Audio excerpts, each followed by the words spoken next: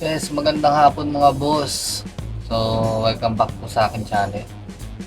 So, ngayong hapon na ito yung gagawin tayo sa motor ko.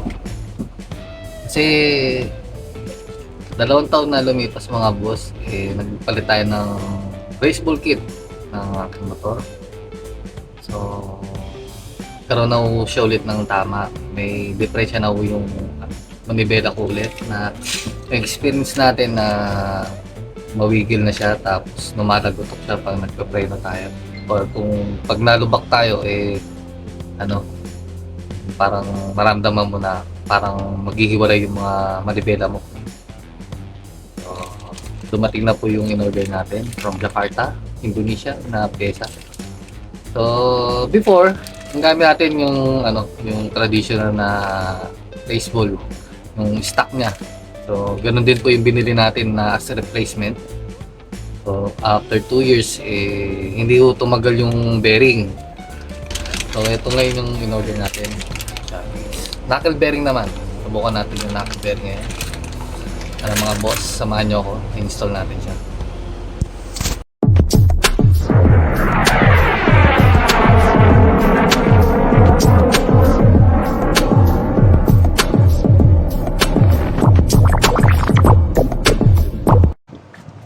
So, ready na tayo para sagutin yung race. Tama, boss. So, kailangan natin muna tanggalin to para mailan natin yung tipos niya.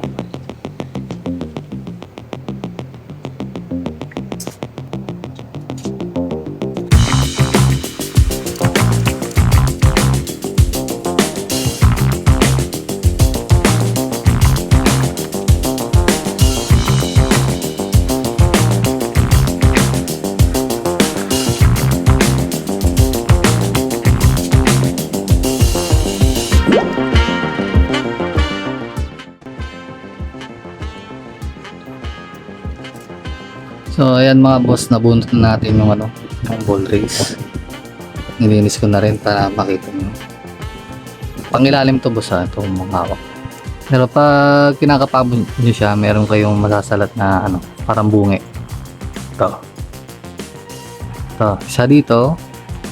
At isa dito. Yan. Yun na yung tama niya, dalawa.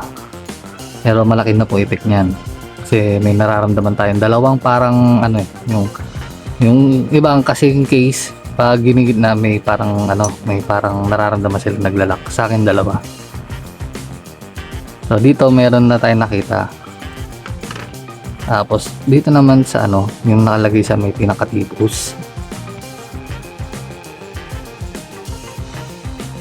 So wala rin naman kain. Doon lang sa yung pinakatakip nito. And nakipansin ko rin yung bearing. Lumambot yung niya mga boss. Dito lumambot. Kasi dati matigas to ngayon malambot siya. Siguro na deform na to or lumaki, hindi natin alam. Hindi na siya nag-fit kasi malambot na siya. Nung kinakabit ko matigas to kasi parang kala ko nga to plastic Yung pala to. Hindi ko alam kung materials ito. Parang silicone. Pero nung una talaga mga boss, matigas to. Hindi ninyo magaganyan yan. So, sinubukan natin siyang ganito mga boss. May mararamdaman nyo, mayroong sumasayad. Sa ibang ibabaw naman, hindi ko alam kung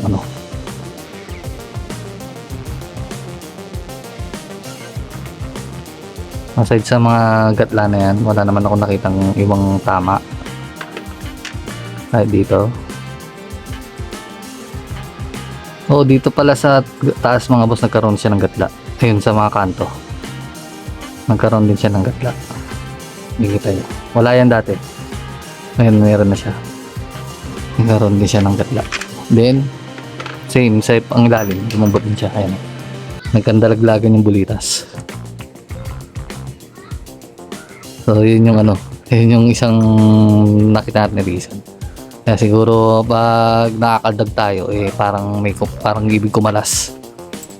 Yung ano, silumbot na yung ano eh. Yung parang silicone niya. Then sa ano, ceiling. Wala naman siyang ano, parang kumakanto. Yun na siguro yung nararamdaman natin sa may baba. Kasi pang ibabaw to eh. So mga boss, ito yung binili ngayon natin. In-order natin siya. Tayo din siya via Shopee. Salamat Shopee. Yung knuckle bearing. Subukan naman natin yung knuckle bearing mga boss. Kung gaano siya katagal magsusurvive.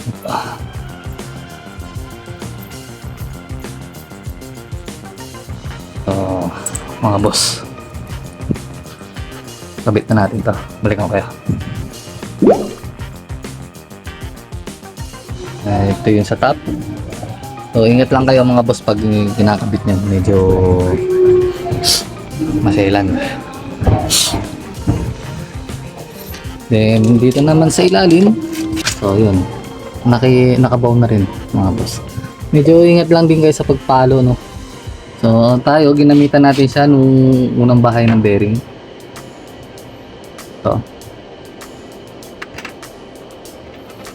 Ito yung ginamit natin. So pinasok ko dyan, tapos tanda ko siyang pinapasok.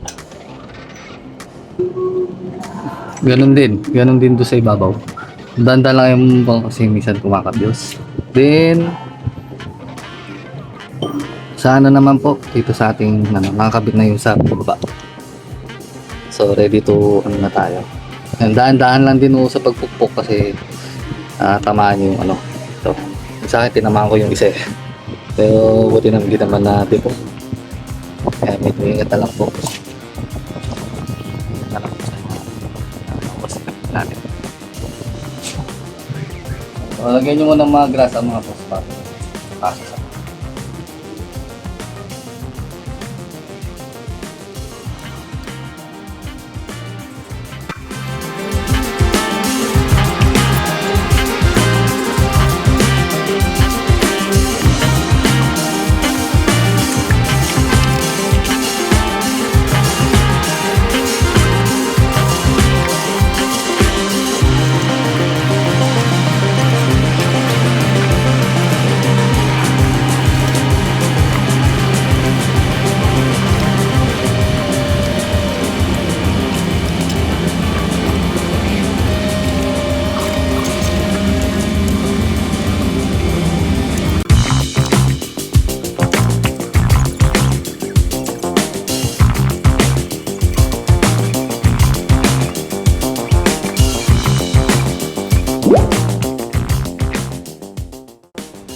Yes mga boss, ginabi na tayo.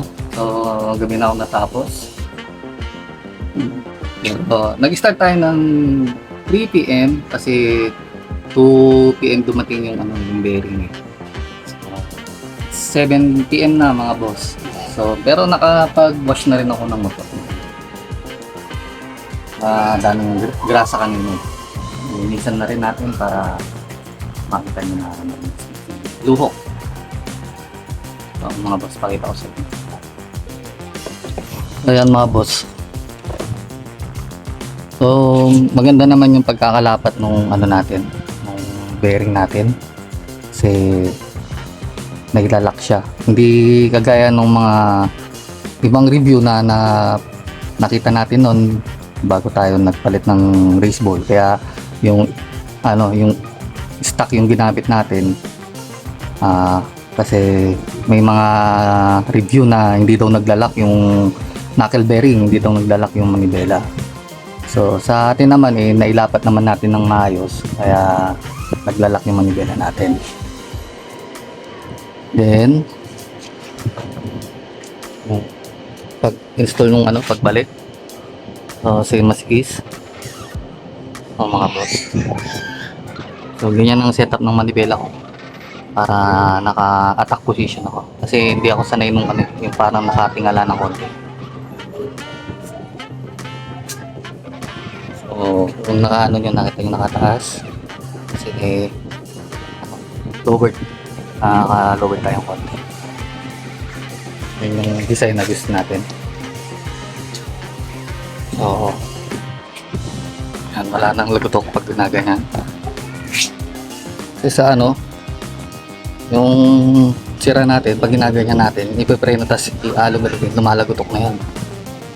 Tapos na yung tulak. Wala na. Wala na yung lagutok. Then, sinasabi ko, naglalaki manipela. Yan, nakalak mga boss. Goods yung ano. Yan lang, ang downside is if ever na masira na ulit yung bearing mga boss. Yung pagtanggal nung housing ng bearing sa loob nung ano, pinapasukan ng T-post. Yung pinaka ano, gagamit na tayo ng ano, special prepare para mailabas yung bearing na nandun sa loob. So, yun ang downside niya. Ano yun? Sa taas at saka sa baba. Kasi wala nang ano wala na siyang pagtutukuran nung panundot mo if ever na magpalit ng bearing. So, yun mga boss. Testingin na natin yung anong performance niya. Balik mo kayo mga boss.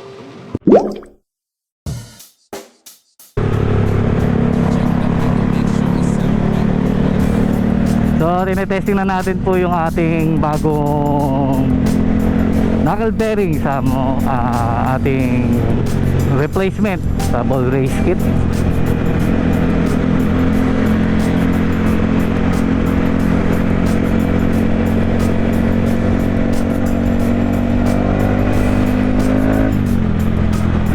So far, okay naman.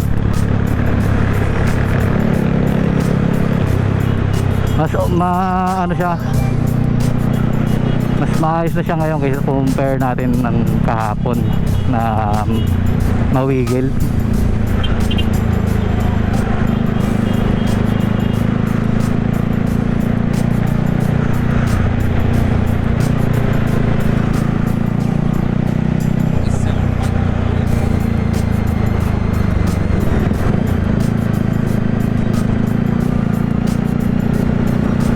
So ganun din pag nadadaan tayo sa parang lubak mga boss or yung mga guhit ng kalsada, medyo nawala na yung pakiramdam na parang kakalas yung manibela. So nararamdaman na natin yung ano, yung play ng shock. Kasi kung hindi pa natin napapalitan mga boss, hindi natin ma-distinguish kung ano may problema, kung shock ba o manibela.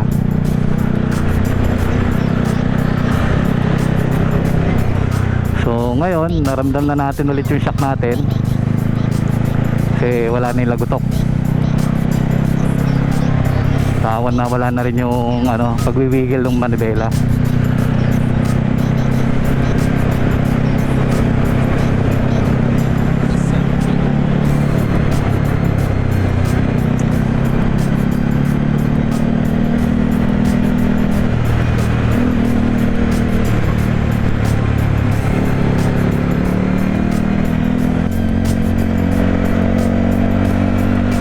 So mga boss, tapusin na natin yung vlog natin para dito sa pagpapalit ng knuckle bearing. So kung di ka pag-subscriber sa akin channel mga boss, paki-click mo na lang po yung subscribe board dyan sa baba. At pag-click mo niya lalabas ang notification bell. Paki-click mo na rin ang like at ang notification bell para maging updated ka sa aking susunod na i-upload na video. So hanggang sa muli mga boss, this is your Printer Rider. Kita-kita tayo next vlog.